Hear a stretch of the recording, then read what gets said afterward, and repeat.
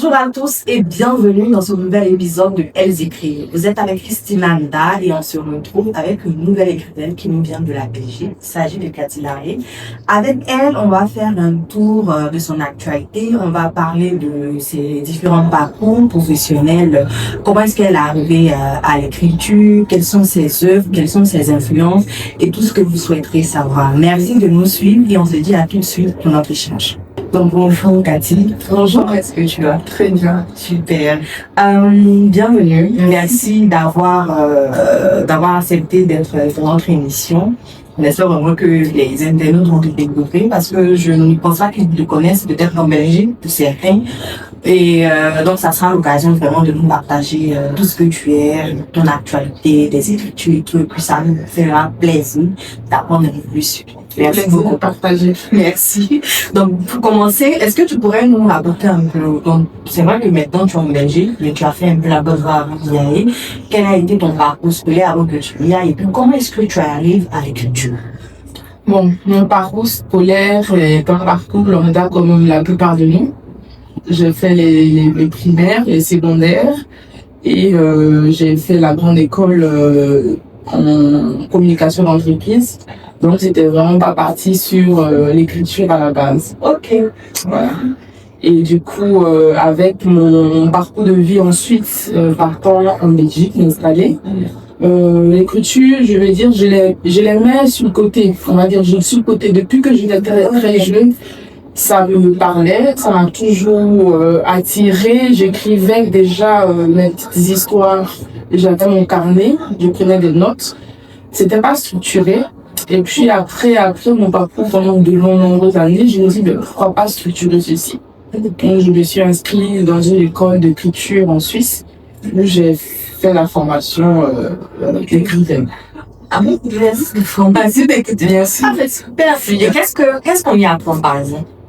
On apprend les codes d'écriture, on apprend la façon de structurer son écriture. Il y a aussi, on est des écrivains particuliers, on va dire chaque écrivain a sa plume. Donc, on apprend à décoder sa petite plume, qui on est exactement en tant qu'écrivain. Et moi, c'est ce qui m'a apporté les études que j'ai faites en Suisse. D'accord.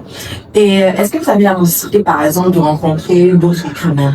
Bien sûr, bien sûr. En Belgique, par exemple, il y a des ateliers où on peut se mettre avec d'autres écrivains, partager des dialogues et se cultiver par rapport à l'écriture. Parce que l'écriture, c'est ce qui est intéressant dans l'écriture, c'est qu'on apprend les autres tout le temps. On s'immerge dans la façon dont les autres écrivent, ça nous ramène ça nous ramène du renouvellement. Donc c'est ce qui est bien. Donc on a des structures en Belgique où on se met ensemble avec des écrivains, où on peut partager des moments de littérature. En fait, c'est que tu as là, je crois que même c'est la première fois que une écrivaine me dit qu'elle a suivi des cours, des sessions, en fait, pour, en tout cas, peaufiner son écriture. Généralement, l'écriture, c'est un art, on se dit, bon, j'ai l'envie d'écrire, donc on va tout de suite se poser. Qu'est-ce qui a changé dans ta façon d'écrire? Parce que déjà, tu avais quand même une façon d'écrire.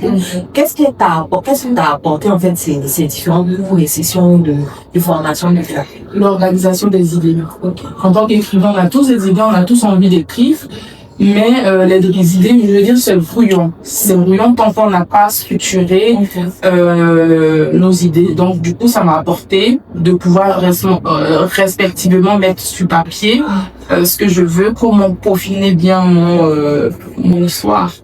Donc, ça m'a apporté ça. D'accord. Maintenant, en termes d'influence, est-ce que avant d'aller en Belgique, on peut te voir ici, peut-être qu'il y a un parent en fait qui t'a influencé, peut-être à l'école, un professeur. Comment est-ce que ça s'est passé? Je suis j'aime beaucoup la culture, hein. Je suis très curieuse et je suis quelqu'un qui adore écrire. D'accord. Donc tout ce qui va m'arriver dans la journée, j'écris. Je note sur un bout de papier, sur un carnet, donc c'est ça qui m'a, je veux dire, c'est cette curiosité-là, parce que dans ma famille, il n'y a pas d'écrivain. Okay. Il n'y a pas d'écrivain, mais j'ai toujours été attirée par la littérature, pour comprendre l'histoire. J'ai toujours été très curieuse de savoir ce qui se passe derrière la personne qui écrit, voilà. Donc, c'est un peu ça. D'accord. Maintenant, en termes d'influence littéraire, est-ce qu'il y a un écrivain ou une écrivaine ivoirien qui t'a touché ou un écrivain ou une écrivaine de l'extérieur qui t'a touché? En termes d'écrivaine qui m'a touchée, celle que j'admire, qui est, je vais dire, mon idole, c'est Fatou Diom, la sénégalaise. Je l'admire pour son côté humaniste, puisque je suis quelqu'un qui adore l'être humain, je suis quelqu'un qui parle pour les droits des femmes, les droits des hommes, les droits de tout le monde, des enfants. Mais voilà, c'est le côté humaniste de Fatou Diom qui m'a, et sa façon d'écrire, la façon dont elle a un petit côté poétique, oui, lorsqu'elle raconte, oui, dans ses livres, oui. Et c'est plutôt moi, je veux dire, c'est mon idole. Donc c'est elle qui m'a apporté l'écriture. Est-ce que ton écriture, tu l'as déjà utilisée parce que tu m'as dit un peu que tu étais très introvertie, très émotive. Est-ce que ton écriture, tu l'as déjà utilisée pour connecter quelqu'un à ses émotions? Comment je vais dire ça? Est-ce que peut-être c'était lors, par exemple, de sessions de les ateliers d'écriture, bien avec une personne spécialement, et cette personne-là, au sortir de la rencontre avec toi, t'as dit que ta lecture te lire, en fait, m'a permis d'être connecté à mes émotions. Si, parce que je suis, comme je dis, l'auteur de l'intérieur.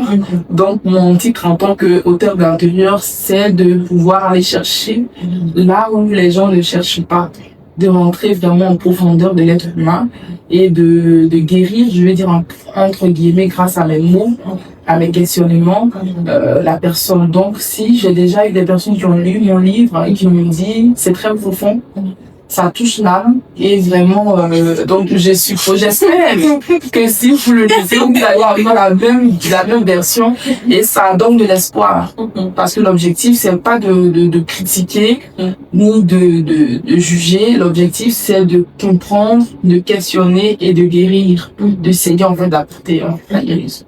Déjà sur l'œuvre qu'on a là qui est le miroir de l'âme, il y a une expression qui m'a un peu tapé par l'auteur de l'intérieur. Est-ce que tu peux mieux nous en parler? Oui, je me considère comme l'auteur de l'intérieur parce que c'est mon nom en tant qu'autrice. Je suis l'auteur de l'intérieur. Comme je vous ai dit tout à l'heure, moi je touche tout ce qui est intérieur.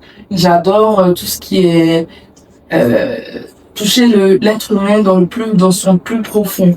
Okay. Parce que c'est bien beau de lire, c'est bien beau d'écrire et toutes les écritures sont belles.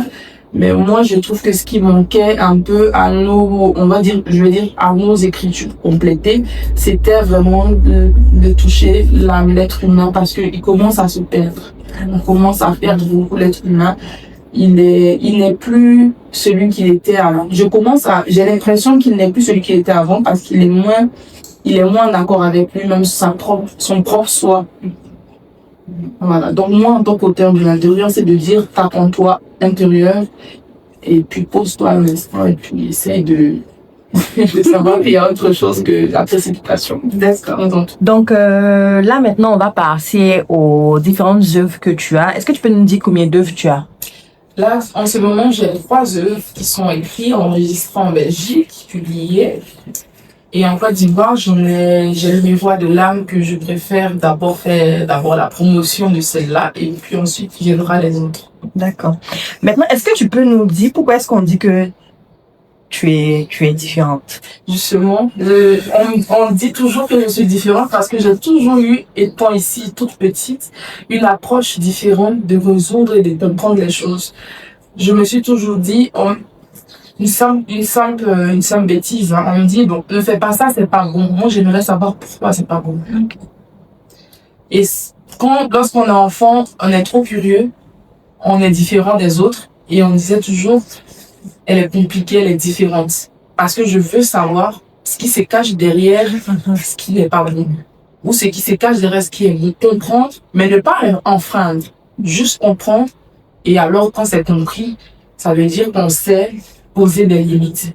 Donc j'ai toujours été curieuse. C'est la curiosité que beaucoup de personnes qui ne comprenaient pas voyaient comme différent. Donc c'est un peu ça. Donc c'est ça qui m'a monté même envie de dire à la l'écriture. Parce que j'ai une vision autre que celle que je vois là devant mes yeux.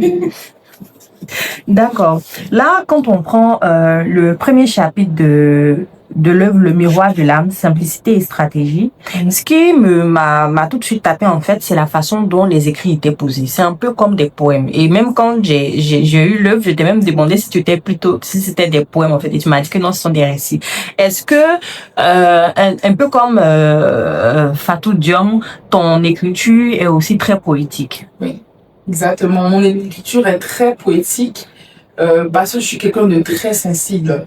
Je suis une éponge, je suis très sensible et ça ne se voit pas directement, peut-être à l'approche, mais dans le privé, ceux qui me côtoient savent que je suis très sensible.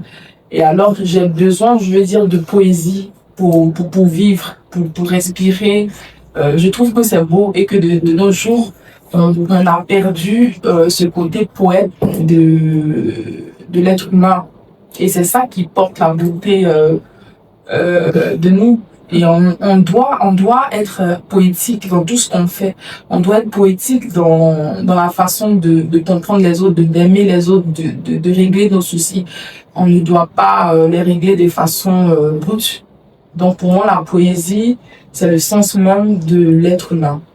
Et moi, je suis poète en même temps écrivaine. Je mélange un peu ce style poétique et écriture. D'accord. Est-ce que tu n'as pas peur que à la fin de ton livre, en fait, le lecteur, au lieu de l'espoir, en fait, il soit tellement triste que finalement, le peu d'espoir qui lui restait disparaisse? Non, pas du tout. Justement, il faut le lire jusqu'au bout, le livre. Dans le livre, c'est justement des questionnements. Ce n'est pas de la mélancolie continue. C'est des questionnements et c'est de l'espoir. Donc, il faudrait vraiment s'imprégner et se dire qu'il y a des questions, mais il y a des solutions. Et ce sont ces solutions-là qui sont aussi une partie dans le livre. Et je laisse la possibilité au lecteur de l'interpréter comme il le ressent et de trouver ses propres solutions pour ne pas être directrice de quoi que ce soit. Mais le poème à travers. Elle a eu l'œuvre? Oui. Elle a apprécié. Ah oui. Beaucoup. Donc, ma partie préférée, c'est le poème à ma mère. J'ai mis le poème pour ma mère. J'ai mis « Maman ne peut s'aimer le bonheur quand sa propre joie lui a été volée. Pourtant, chaque jour, elle fait de son mieux. Droite, courageuse, déterminée malgré les vents contraires.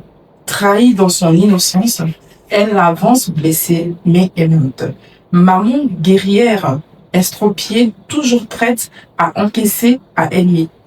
Elle voit en nous le pouvoir de grandir. Malgré ses sacrifices silencieux, elle nous guide, mais absente. Et son amour reste une lumière discrète mais infinie. » Après avoir écrit ces mots, ça c'est ce que je vous dis, après avoir écrit ces mots, je me suis demandé si elle se reconnaît dedans. Donc ça c'est le petit poème à maman. Je pose la question justement à mon moment intérieur lorsque je finis le petit poème à maman. Est-ce qu'elle se reconnaît dedans? Parce que je n'affirme rien. Je constate et je pose ma plume en disant est-ce que ma maman se reconnaît dedans? C'est à elle maintenant de trouver la réponse. Donc comme je vous ai dit, mon livre n'est pas un livre qui donne des leçons, mais c'est plutôt un livre questionnant, mêlé de poésie. Il y a un petit soupçon de mélancolie lorsqu'on le lit. On a l'impression que ça danse parce que mon objectif, c'était justement de porter le lecteur dans leur univers. En fait, je te donne 3 mots et ces 3 mots-là, en fait, tu vas me dire ce qu'ils t'inspirent. Donc, le premier mot, ça sera âme. L'âme, pour moi, c'est notre profondeur invisible intérieure. Et le deuxième mot, ça sera amour. L'amour, pour moi, c'est quelque chose qui n'est pas mécanique ni matériel. L'amour, pour moi, c'est quelque chose qui est au-delà des sentiments. L'amour, c'est quelque chose qui est au-delà de ce qu'on cherche à obtenir. L'amour, pour moi, c'est un sentiment qui peut muter, qui peut mûrir, qui peut se déployer.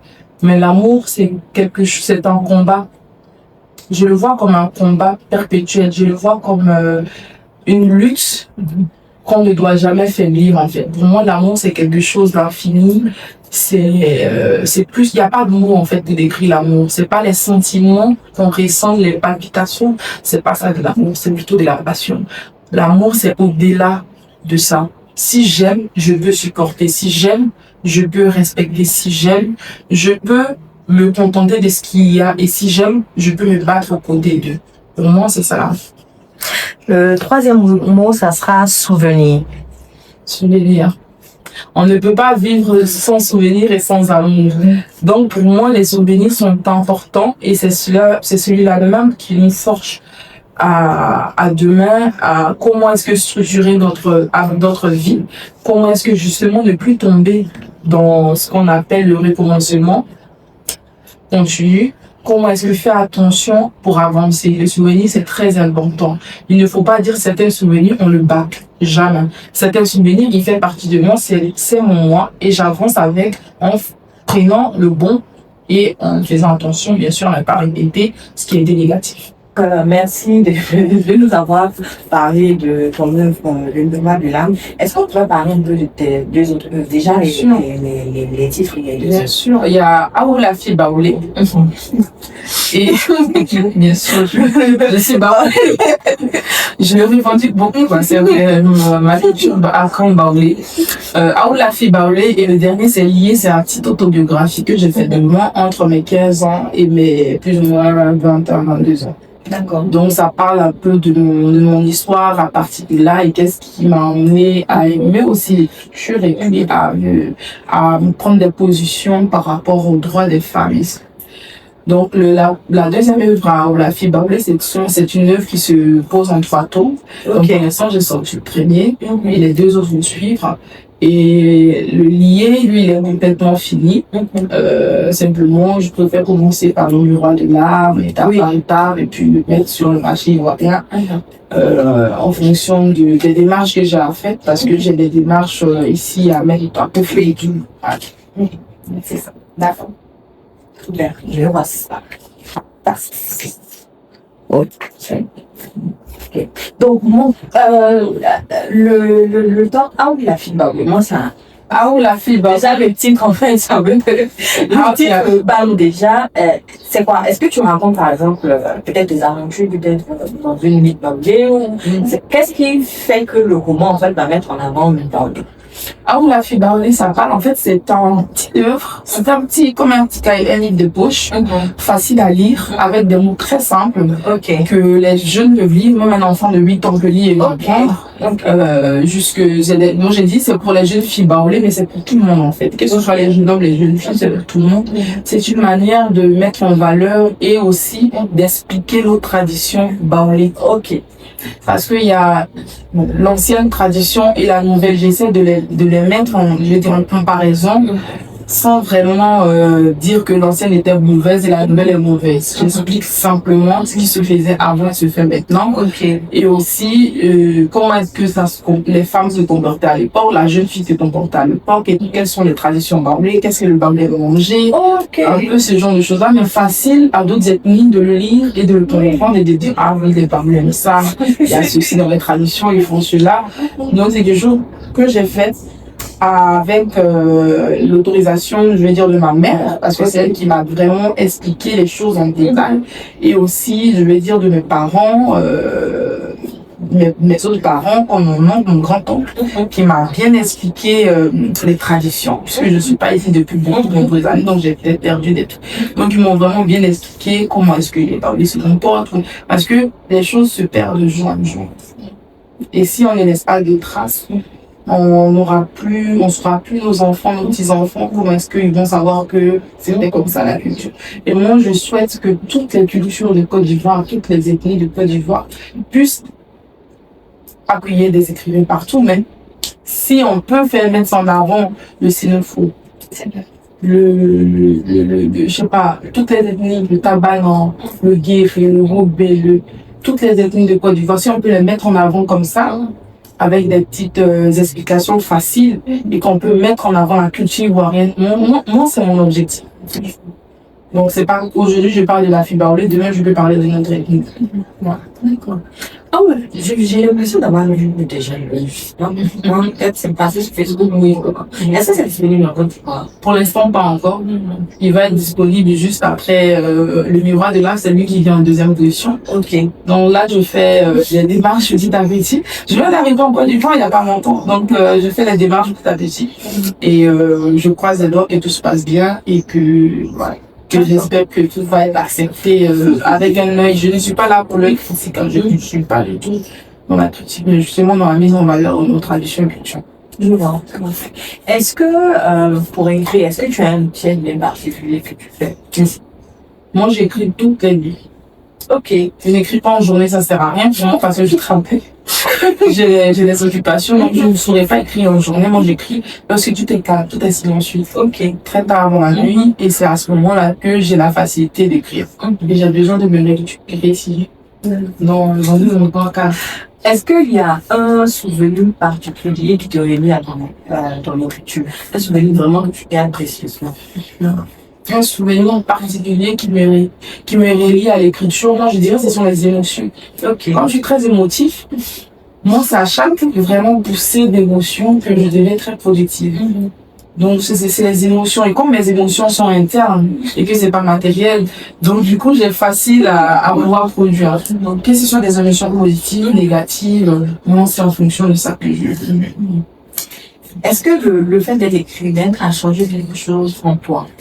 Ça m'a stabilisé, je vais dire, dans le sens que je peux transcrire et mettre ce que j'ai envie de mettre comme vision sur le papier. Ok. Et le simple fait de le transcrire, ça stabilise parce que vu que j'ai beaucoup d'activités et que l'écriture me recentre. Donc ça me permet vraiment de recentrer tout ça. Et oui, ça me stabilise. Déjà, les premières démarches que tu as commencées par rapport à tes œuvres, est-ce qu'il y a des difficultés que tu rencontres quand tu fais ça? Pour l'instant, aucune difficulté. Tout se passe très bien. Moi, je suis à l'Oburida. J'ai eu de très bon accueil. On m'a très bien expliqué. J'ai eu des personnes très disponibles. Et on m'a juste donné les démarches à faire. Donc, c'est les démarches que je suis en train de faire. Rien à dire. Tout se passe très bien. Si tu avais un conseil à donner à peut-être une jeune fille qui nous regarde actuellement et qui utilise aussi peut-être l'écriture juste pour poser ça et là, quelques émotions qu'elle ressent, quelques situations qu'elle vit, quels seraient ces conseils-là? Moi, je dirais plutôt de continuer à écrire. Elle doit pas lâcher. Si elle écrit, qu'elle continue à écrire. Si un jeune homme écrit, qu'il continue à écrire. Parce que plus tard, même si pour l'instant c'est pas structuré, plus tard, il pourra le structurer. Et toute émotion qui est couchée sur un papier n'est plus propre à nous. Lorsqu'on ressent quelque chose, c'est important de l'écrire. Ça nous déconnecte de l'émotion en question. Donc, ça nous permet de nous poser, de voir la situation. Et même lorsque tout est calme, on relit 18 jours, 20 jours après, on voit que, j'étais dans cet état-là. Parce que l'émotion, il est transcrit sur le papier. Donc, c'est important d'écrire. Donc, si elle veut l'écrire, qu'elle écrit. S'il y a un jeune homme qui a besoin d'écrire, qu'il se lance, qu'il le fasse. D'accord. Nous sommes pratiquement à la fin de notre entrevue. Oui. Merci beaucoup, Cathy, d'avoir en tout cas été disponible et de faire la vidéo avec nous. Ça nous permet d'avoir aussi des écrivains qui ont d'autres réalités, pas forcément les réalités de la Côte d'Ivoire. Et aujourd'hui, j'ai appris avec le miroir de l'âme, la différence entre les récits et puis les nouvelles, parce que moi, c'était pareil. C'était pareil. Et franchement, merci. Du fait que tu sois très émotive, je crois que tu as ton public, parce que moi aussi, je suis très émotive. C'est vrai que j'écris de temps en temps et que j'écris aussi avec beaucoup d'émotions. Donc, ça me fait vraiment plaisir de rencontrer une écrivaine qui vient de mon peuple. Qui vient de mon peuple et de partager, en fait, ça avec les internautes qui vont nous suivre. Et en même temps, ces personnes, je pense que les personnes qui seront intéressées vont sûrement vouloir avoir des œuvres. Et aujourd'hui, comment est-ce qu'on fait pour avoir des œuvres? Donc, aujourd'hui, pour l'instant, mes œuvres sont uniquement, pour avoir mes œuvres, pour l'instant, il faut aller sur ma page Facebook. Ok. Cathy Larry. Ok. Puis, entrer en contact avec moi directement. Et puis, je le fais à l'ancienne, hein, on parle, on discute, et puis si vous avez besoin, je vous fais la livraison. Parce qu'on n'a pas encore mis en place la vente en ligne. Aussi en cours. Ok. Et on n'a pas encore de point de distribution qui est aussi en cours. Ok. Donc, tout est en cours. Et même si vous avez envie d'avoir l'œuvre, je peux vous l'offrir pour l'instant gratuitement. Donc, les personnes qui sont curieuses de me voir peuvent l'offrir gratuitement pour l'instant, jusqu'à une certaine date. D'accord, c'est compris. En tout cas, merci. De rien. Merci beaucoup. Et puis, comme je l'ai dit, là, le peuple des émotifs se reconnaîtront. Et puis, sûrement, vous approcheront pour avoir les œuvres et voilà, vous expliquer sur toutes les œuvres que vous avez écrites. En tout cas, à vous, j'ai hâte en fait d'avoir ça dessus.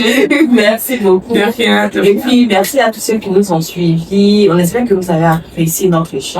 N'hésitez pas à contacter notre autrice Cathy Larry. Et puis, on se dit à très bientôt pour un autre épisode. Merci. Merci. Maintenant, ce que je vais faire, c'est des photos. Ok. Comme ça, quand je poste, j'ai les photos.